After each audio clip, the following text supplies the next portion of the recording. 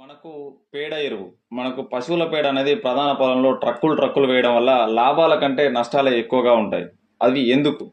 ఈ పశువుల పేడ అనేది మనం పంటల్లో ఎంత వేయాలి? ఎంత వేసినప్పుడు మనకు దీనివల్ల లాభాలు ఉంటాయి? మనకు ఎంత మోతాదులో పశువుల పేడ ఏ విధంగా వాడుకోవాలి? పంటను బట్టి ఈ పశువుల పేడ మోతాదు అనేది మారుతూ ఉంటుందా? ఇంకా మనకు చాలా వరకు సింపుల్‌గా చెప్పాలంటే మనకు పండ్లు ఈ యాపిల్ కావచ్చు, దానిమ్మ కావచ్చు, ఇలాంటి పండ్లన్నీ కూడా చాలా ఆరోగ్యానికి ఇచ్చినప్పటికీ కూడా జ్వరం వచ్చినప్పుడు ఈ యొక్క పండ్లు తినడం వల్ల లాభాల కంటే నష్టాలే ఎక్కువగా కలుగుతాయి. అలాగే ప్రస్తుతం ఉన్న వాతావరణ పరిస్థితుల్లో ఈ పేడ ఎరువు ఇవ్వడం వల్ల జరిగేటువంటి నష్టాలేంటిది? అలాగే ఈ పేడ ఎరువుని ఏ విధంగా వాడుకున్నప్పుడు మనకు నేల యొక్క సేంద్రియ కర్బనం పెరుగుతుంది? అలాగే నేల యొక్క సేంద్రియ కర్బనం అనేది పెరగాలంటే ఎటువంటి యాజమాన్య పద్ధతులు పాటించాలి? ఈ పేడ ఎరువు వల్ల కాకుండా ఇంకా ఆల్టర్నేట్ పద్ధతుల ద్వారా దేని వలనైనా సేంద్రియ కర్బనాన్ని పెంచవచ్చా? ఈ కర్బన శాతం లేకపోవడం వల్ల మనకు ఎటువంటి నష్టాలు ఉంటాయి? అసలు నేలలో ఈ కర్బన శాతం ఎంత ఉండాలి? ఈ ఎంత కర్బన శాతం ఉన్నప్పుడు మనకు పోషకాల లభ్యత అనేది పెరుగుతుంది. ఈ పోషకాల లభ్యత పెరగడం వల్ల పంట దిగుబడి బాగుంటుంది. ఇలా చాలా రకాల ముడిపడి ఉన్న అంశాలన్నిటిని కూడా ఈ వీడియోలో నేను కొంచెం క్లారిటీ ఇస్తాను. సేంద్రియ కర్బనం ఏంటంటే ఈ నేల యొక్క కర్బన శాతం అనేది ఏదో ఒక్కరోజు పేడ మట్టి వేయడం వల్ల, ఒక్కరోజు పచ్చి రొట్టె వేయడం వల్ల పెరిగేదైతే 100% మన ఈ సేంద్రియ కర్బనం ఈ రోజు పడిపోయేది కానే కాదు. ఇది ఏర్పడాలంటే కొన్ని వందల సంవత్సరాలు పడుతుంది. సేంద్రియ కర్బనం అనేది ఒక మొక్క అనేది భూమిలో కలిసిపోయిన తర్వాత అది పూర్తి స్థాయిలో కర్బనంగా మారాలంటే, పూర్తి స్థాయిలో సేంద్రియ కర్బనంగా స్టేబుల్ ఆర్గానిక్ మ్యాటర్గా పెరగాలంటే ఖచ్చితంగా కొన్ని వందల సంవత్సరాలు పడుతుంది. కనీసం కొన్ని 10 సంవత్సరాలైనా పడుతుంది. ఏదో ఒక సంవత్సరంలో సేంద్రియ కర్బనం పెంచుతా, ఈ పలానా మంది వేస్తే సేంద్రియ కర్బనం పెంచుతా అంటే అస్సలు ఛాన్సే లేదు. అసలు అది ఆ విధంగా పెరగదు. సేంద్రియ కర్బనం 2 రకాలు. నేను గత వీడియోలో చెప్పాను కదా, ఒకటి labile organic matter, 2 stable organic matter. ఈ లాబైల్ ఆర్గానిక్ మ్యాటర్ ఏంటంటే తాత్కాలికమైనది, ఏదో టెంపరవరీగా పంట వరకు కాపాడి ఆవిరైపోతుంది, లేదంటే గాలిలో కలిసిపోతుంది, ఆగమైపోతుంది, కథం. దానివల్ల పెద్దగా నెక్స్ట్ పంటలో ఉపయోగం అనేది ఉండదు. రెండోది వచ్చేసి స్టేబుల్ ఆర్గానిక్ మ్యాటర్. ఇది మనకు నేలలో 0.1% వరకు ఉన్నప్పుడు, కొంతవరకు 1% వరకు ఉన్నప్పుడు, 0.1 కాదు, 0.7 నుంచి 1% వరకు ఉన్నప్పుడు పంటలకు మనకు సాధారణమైన దిగుబడి అనేది రావడానికి అవకాశం ఉంటుంది. ఆ విత్తన స్వభావాన్ని బట్టి, ఆ విత్తనం యొక్క క్యాపబిలిటీని బట్టి సాధారణమైన దిగుబడి రావడం జరుగుతుంది. ఇది అత్యధికంగా 4% వరకు ఉంటే మాత్రం ఆ భూమికి తిరుగులేదని అర్థం. మనకు ఒకసారి గమనించుకుంటే మనకి ఎరువులు వేయడం వల్ల, ఏదో మనకు సేంద్రియ కర్బనాన్ని ఇచ్చేటువంటి హ్యూమిక్ యాసిడ్, సీవుడ్ ఇవన్నీ వేయడం వల్ల సేంద్రియ కర్బనం పెరుగుతుంది అనుకుంటారు. ఇదంతా మనకు లాబైల్ ఆర్గానిక్ మ్యాటర్, అంటే టెంపరవరీ ఆర్గానిక్ మ్యాటర్. కానీ కంటిన్యూషన్లో భూమిలో ఆర్గానిక్ కార్బన్ అనేది పెంచదు.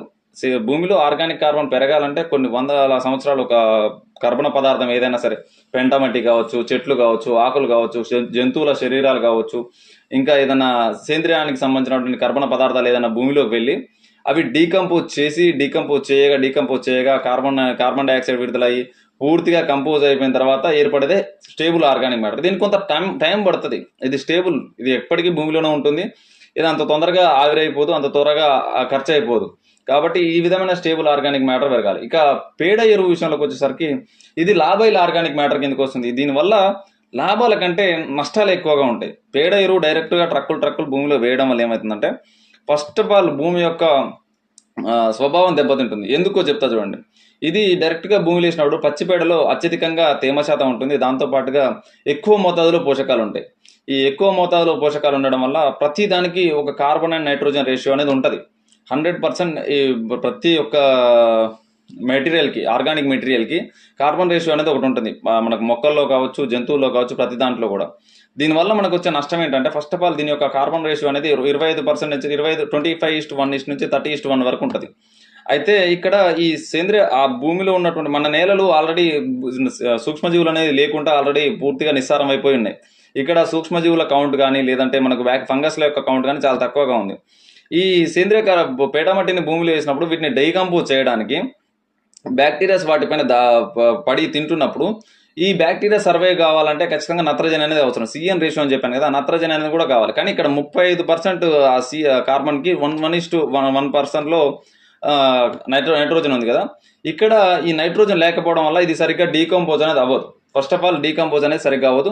ఈ లోపే మనం ఖచ్చితంగా రసాయన ఎరువులు వేస్తూనే ఉంటాం. ఖచ్చితంగా ఏది పూర్తిగా పేడమట్టి వేసైతే ఎవరు పంట పండించరు. ఖచ్చితంగా రసాయనాలు కూడా వేస్తుంటారు. దానివల్ల మళ్ళీ ఇవి ఇనాక్టివ్ అవ్వడం, అది కంపోజ్ అవ్వకపోవడం, దాంతోపాటుగా ఈ యొక్క ఫైటోటాక్సిటీ ప్రభావం వల్ల, ఈ ఫైటోటాక్సిటీ అంటే ఏం లేదు, ఇవి డీకంపోజ్ అయ్యే క్రమంలో ఈ పేడ ఎరువులో ఎక్కువ మోతాదులో అమోనియా ఉంటుంది. ఈ అమోనియా రిలీజ్ అవ్వడం వల్ల ఎక్కువగా హీట్ అనేది జనరేట్ అవుతుంది. ఇవి కుళ్ళిపోయే క్రమంలో ఎక్కువగా హీట్ అనేది జనరేట్ అవ్వడం వల్ల మనకు మొక్క కాండం దగ్గర నల్లగా చనిపోవడం, ఈ మొక్కలు అనేది వడలిపోయి చనిపోవడం, లేత వేర్లు అనేవి బ్లాక్ కలర్లో బర్న్ అవ్వడం. మీరు దీన్ని ఎక్కడ చూస్తారంటే బాగా వరి పొలాల్లో చూస్తారు. వేర్లు అనేది మనం అట్లనే డీకంపోజ్ కాకముందుకే దున్ని నాటబెట్టినప్పుడు వేర్లు నల్లగా అయి సల్ఫర్ ఇంజూర్ వచ్చి చచ్చిపోతుంటాయి. దీనికి కారణం ఏంటంటే ఇవి పూర్తిగా డీకంపోజ్ అవ్వలేకపోవడం. ఈ పూర్తిగా డీకంపోజ్ అవ్వకపోవడం వల్ల ఈ టైంలో కొంతవరకు చెడు ఫంగస్లు, చెడు బ్యాక్టీరియాలు కూడా ఇక్కడ పెరిగే అవకాశం ఉంటుంది. ఏరోబిక్ కండిషన్స్ అనేది పెరగకుండా ఉంటుంది. దీనివల్ల నష్టం ఎంత ఉంటుందంటే చాలా వరకు తీవ్రమైన నష్టం ఇక్కడ డెవలప్ అయ్యే ఒకటి ఫైటోటాక్సిటీ ప్రభావం ఉంటుంది. 2 నేల యొక్క ఉద్గారాలు అనేవి పెరిగిపోతాయి. మూడోది వచ్చేసి మనకి ఇక్కడ ఈ పశువుల పేడలో డైరెక్ట్ షోయింగ్ చేసినప్పుడు కొన్ని రకాల చెడు ఫంగస్లు కూడా ఉంటాయి. దాంతో పాటుగా కలుపు మొక్కల గింజలు ఉంటాయి. పశువులు అనేది కలుపు మొక్కలను తింటాయి కదా, ఈ కలుపు మొక్కల యొక్క గింజలు అనేది అరగకుండా డైరెక్ట్ పేడ ద్వారా వస్తుంది. దీనివల్ల కలుపు అనేది పెరిగిపోతుంటుంది. ఈ కలుపు పెరగడం, రెండోది నేల యొక్క సారం దెబ్బతినడం, మూడోది వచ్చేసి ఇవి టెంపరవరీ. ఇప్పుడు ఇంకోటి ఏంటంటే ఇది పెంటమట్టి అనేది టెంపరవరీగా మాత్రమే సేంద్రియ కర్బనాన్ని పెంచుతుంది.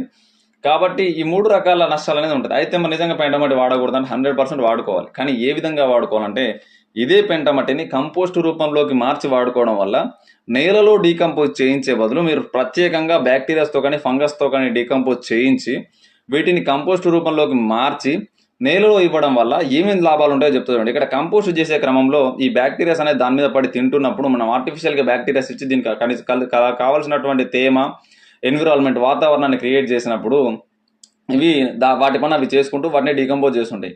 ఈ డీకంపోజ్ అయ్యే క్రమంలో వీటి యొక్క ఉష్ణోగ్రత అనేది 70 నుంచి 80 డిగ్రీల వరకు చేరుతుంది. మనకు అందుకే పెంటమట్టిలో చేయబెడితే వేడిగా ఉంటుంది.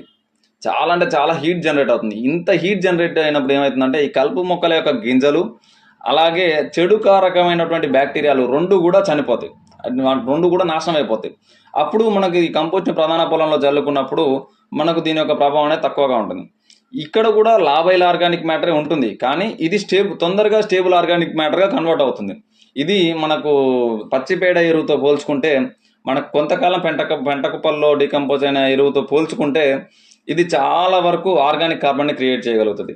దాంతోపాటుగా నీటిని పట్టి ఉంచడం, దాంతోపాటుగా దీంట్లో మనం బ్యాక్టీరియాస్ ఇస్తున్నాం కదా, ఇవి చాలా ఎక్కువగా డెవలప్ అవ్వడం వల్ల వానపాములు పెరగడానికి, సాయిల్ యొక్క బయోడైవర్సిటీ, మైక్రోబయం అనేది ఏర్పడడానికి, మొక్క వేరు వ్యవస్థ చుట్టూ రైజోఫేగి సర్కిల్ ఏర్పడడానికి, వీటన్నిటికీ కూడా ఇది చాలా అంటే చాలా అద్భుతంగా పనిచేస్తుంది. ఎందుకంటే ఆల్మోస్ట్ ఆల్ ఇది ఇక్కడ స్టేబుల్ చేయబడింది కాబట్టి ఇక్కడ స్టేబుల్ చేయబడుతుంది. దీంట్లో ఇంకొక బెనిఫిట్ చూసుకున్నట్లయితే ఈ యొక్క అమోనియా రిలీజ్ అనేది అవ్వదు. ఎందుకంటే ఇక్కడ తయారయ్యే క్రమంలోనే ఈ కార్బన్ అనేది విడిపోయే క్రమంలో మనకు అమోనియా అనేది ఇక్కడే గాల్లో కలిసిపోతుంది. ప్రధాన పొలంలో వేసినప్పుడు చాలా వరకు తక్కువ మోతాదులో అసలు విడుదల కాదు, అమోనియా అనేది రిలీజ్ కాకపోవడం వల్ల మొక్కలు ఫైటోటాక్సిటీ ప్రభావానికి గురికావు. రెండోది వచ్చేసి మనకు సేంద్రియ కర్బనం అనేది పేడమట్టి అనేది భూమిలో వేయడం వల్ల ఇక్కడ ఉన్నటువంటి కార్బన్ అనేది ఆక్సిజన్తో చర్య జరిపి ఫాస్ట్గా కార్బన్ డైఆక్సైడ్గా ఆవిరైపోయి కొద్ది మోతాదులో కార్బన్ మాత్రమే భూమిలో మిగులుతుంది. అదే ఇక్కడ బ్యాక్టీరియాస్ తోటి మనం ఫంగస్లతోటి కంపోస్ట్ చేసుకోవడం వల్ల మనకు కార్బన్ డైఆక్సైడ్ కూడా ఎక్కువగా విడుదల కాదు. దీనివల్ల వాతావరణం యొక్క టెంపరేచర్ కూడా పెరగదు. చాలా వరకు కంపోస్ట్ చేసుకుని వాడుకోవడం వల్ల సేంద్రియ కర్బనం పెరుగుతుంది. దాంతోపాటుగా చాలామంది సేంద్రియ కర్బనం అనేది ఏదో ఎరువులు వేయడం వల్ల పెరుగుతుంది అనుకుంటారు, కానీ ఎరువులు వేయడం వల్ల పెరగదు. సేంద్రియ కర్బనం అనేది స్టేబుల్ ఆర్గానిక్ మ్యాటర్ అనేది మొక్క క్రియేట్ చేస్తుంది. మీరు ఒకసారి జమాయిలు, పామాయిలు ఇలాంటి తోటలు చూసుకుంటే కొంతకాలం తర్వాత ఒక 6-7 సంవత్సరాల తర్వాత పంట తీసేస్తే అక్కడ ఎక్కువ మొత్తంలో కార్బన్ మెటీరియల్స్ ఏం పడవు. ఆకులు అలములు పెద్దగా ఏం పడవు. మామూలుగా మనం వేసేటువంటి పచ్చి రొట్టెలతో పోల్చుకుంటే చాలా తక్కువ పడతాయి. కానీ దాంట్లో 2-3% వరకు ఆర్గానిక్ కార్బన్ అనేది ఇంక్రీజ్ అవుతుంది. ఎందుకు ఇంక్రీజ్ అవుతుందంటే ఈ పెద్ద పెద్ద వృక్షాలు ఏం చేస్తాయంటే ఎక్కువ మొత్తంలో ప్రోటీన్ భూమిలో పంపించినప్పుడు ఆ ప్రతి మొక్క చుట్టూ కూడా రైజోఫేగి వేరు వ్యవస్థ చుట్టూ రైజోఫేగి సర్కిల్, మైక్రోరైజా ఇలా ఉంటాయి, సూక్ష్మజీవులు అనేవి ఉంటాయి. ఇవన్నీ కూడా మొక్క ద్వారా వచ్చేటువంటి ఫుడ్ని తీసుకొని వీటిని నేలలో సేంద్రియ కర్బనంగా స్టేబుల్ ఆర్గానిక్ మ్యాటర్గా బిల్డ్ చేస్తాయి.